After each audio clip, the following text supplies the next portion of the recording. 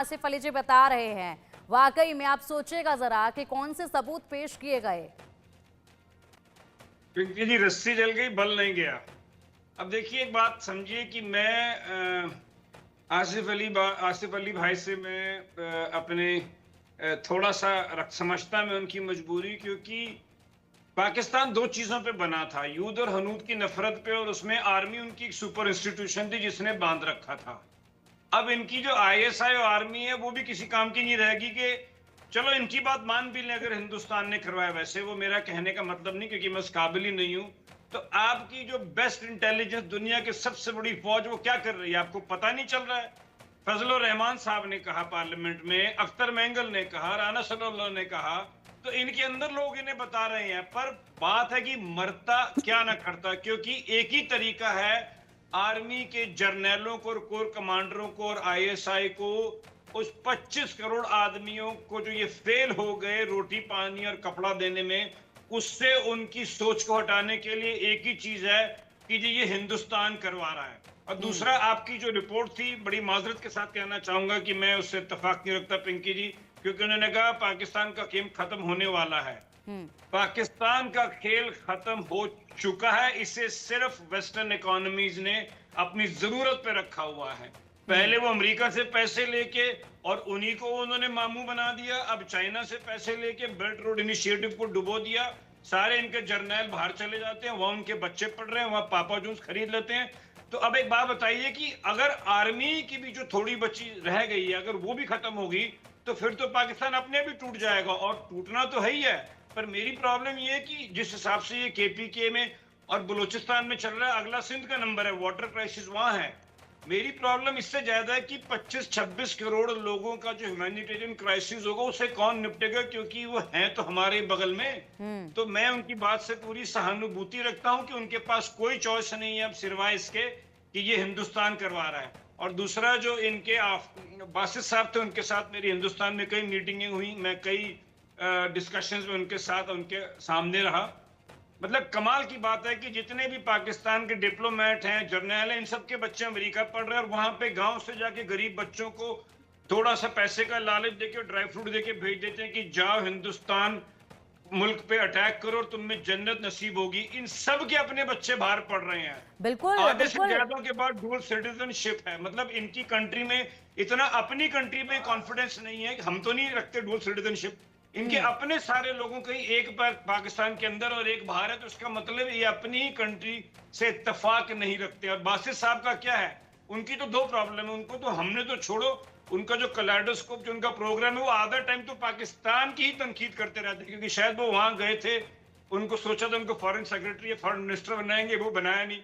वो दो चीजों से बेचारे आगे निकल नहीं पा रहे हैं। एक कुलभूषण जाधव, बिल्कुल क्योंकि वो सुरेंद्र सारे जी, उनमें और भारतीय बड़े जनता अफसोस की बात है, बिल्कुल बिल्कुल सुरेंद्र जी, बड़े अफसोस की बात है कि चारों तरफ से यहाँ जो तबाही पाकिस्तान में मची हुई है, जिससे निपट पाना बड़ा ही मुश्किल हो गया है, उसके बाद भी सिर्फ और सिर्फ पाकिस्तान जो है वो हिंदुस्तान को ही इसके लिए जिम्मेदार मानता जा रहा है, जबकि यहाँ पर उतनी आग बुझाई नहीं जा रही है, पूरी तरीके से खत्म होने के कगार पर अब आ चुका है। लेकिन बावजूद इसके सुई जो है वो या तो जम्मू कश्मीर पर अटकी हुई है, या फिर इल्जाम जो है वो सारा का सारा हिंदुस्तान पर टेक दिया जाए। ऐसे में आसिफ अली जी, आप ही से मैं जानना चाहूंगी, जिस तरीके से आप बातें कर रहे हैं, जम्मू कश्मीर का जिक्र भी जो है आपके यहाँ से किया गया है, प्रधानमंत्री मोदी के बयान के बाद जम्मू कश्मीर से जो प्रतिक्रियाएं सामने आई, उसमें एक बार फिर से जम्मू कश्मीर का राग अल्पा गया है। ऐसे में जम्मू कश्मीर में फिलहाल मुजाहिदीन, जैश ए मोहम्मद, लश्कर ए तैयबा के 59 विदेशी समेत 76 आतंकवादी अभी भी सक्रिय हैं। जिस जम्मू कश्मीर का आप राग अलपते हैं, वहां पर देखिए आप लोग क्या कराने की कोशिश में लगातार जुड़े हुए हैं। देखिए, सुरेंद्र जी ने एक बात की कि पाकिस्तान आर्मी जो है अगर सब कुछ भारत करवा रहा है तो वो क्या कर रही है, या पाकिस्तान की एजेंसियां क्या कर रही हैं। तो पहली बात यह है कि जब आप यही इल्जामात पाकिस्तान पे लगा रहे हैं तो आपकी अपनी फौज और आपके अपने इदारे क्या कर रहे हैं, पहले फिर अपने तो देख लीजिए कि आसिफ अली जी, फिलहाल जो मैंने जो जम्मू कश्मीर के लिए बात की है, आप ये देखिए जम्मू कश्मीर में आप आसिफ अली जी, जम्मू कश्मीर में देखिए पहले की तस्वीर क्या थी, अब की तस्वीर क्या थी, किस तरीके से मुंहतोड़ जवाब लगातार दिया जा रहा है। आपके जो आतंकी लगातार भेज रहे हो ना आप लोग, उनको एकाएक कर ढेर किया जा रहा है। और अभी भी जो ये बच्चे कुछ है ना, बहुत जल्द ये भी ढेर हो जाएंगे। यहाँ पर पूरी तरीके से लगाम लगी हुई है। भारत में पूरी तरीके से शांति है, भारत में पूरी तरीके से शांति। अब पाकिस्तान में देखिए क्या हो रखा है। और ऐसे में जिस तरीके से आप ये कह रहे हैं कि भारतीय सरकार क्या कर रही है, भारत की इंटेलिजेंस क्या कर रही है, सुरेंद्र जी आप कुछ कह रहे थे। मैं ये कहना चाह रहा हूँ कि आसिफ भाई को अगर मौका लगे तो एक बार आके हिंदुस्तान में देखिए कि यहाँ की जो हमारी आर्मी है वो अपने बैरक्स में रहती है। वो गेट नंबर 4 से प्राइम मिनिस्टर पैदा नहीं करती, वो बूट पॉलिश नहीं करते हमारे सियासतदान। आपके जो कोर कमांडरों के घर है मैंने देखी, इतना बड़ा तो मेरे ख्याल से व्हाइट हाउस को 4 गुना बना लो नहीं है।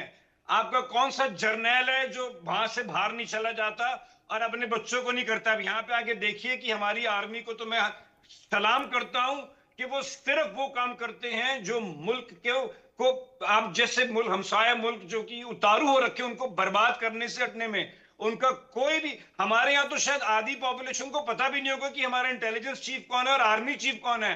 और आपके यहाँ तो घर घर का नाम है। मतलब शहबाज शरीफ साहब तो बेचारे सवेरे उठ के ब्रुश करने से भी पहले पूछते हैं जर्नैल साहब कोलगेट लगाओ या फॉरेंस लगाओ। तो मेरे को प्लीज उसमें आप मत कहने को कहिए, एक बार आप चक्कर मारिए अपने कोर कमांडरों के घर, देखिए आप देखिए कि शान शौकत के साथ तो रहते हैं। लेकिन सुरेंद्र जी बड़े प्राइम मिनिस्टर ने आपकी टर्म कंप्लीट नहीं की है, आप एक जो भी। सुरेंद्र इमरान जी, खान जो जीता तो उसे उठा के जेल में डाल दिया। सुरेंद्र जी जिस हकीकत की आप बात कर रहे हैं उसमें तो ऐसा ही लगता है कि ये लोग जो हैं वो नजर पर लगा चश्मा हटाना ही नहीं चाहते हैं, हकीकत देखना ही नहीं चाहते हैं, या फिर हकीकत मालूम है बस उसको आंखों से देखा नहीं जा सकता है, इसलिए ये चश्मा पहन कर बैठे हुए हैं। ऐसे में सोहेल काज़मी जी क्या कुछ कहेंगे? आसिफ अली जी को भी आपने सुना, सुरेंद्र जी को भी आपने सुना। देखिए आसिफ भाई हमारे पत्रकार भाई हैं और कुलीग हैं, इनका अपना पॉइंट ऑफ व्यू है। लेकिन ये है कि 47 में जो बदकिस्मती हुई, एक इस्लामिक स्टेट कायदे आजम जिन्ना ने तो बना दी, साथ में एक और इंडस्ट्री इनके हाथ में दे दी जिसका नाम पूरी दुनिया में ये रागते रहते हैं, उसको कहते हैं कश्मीर।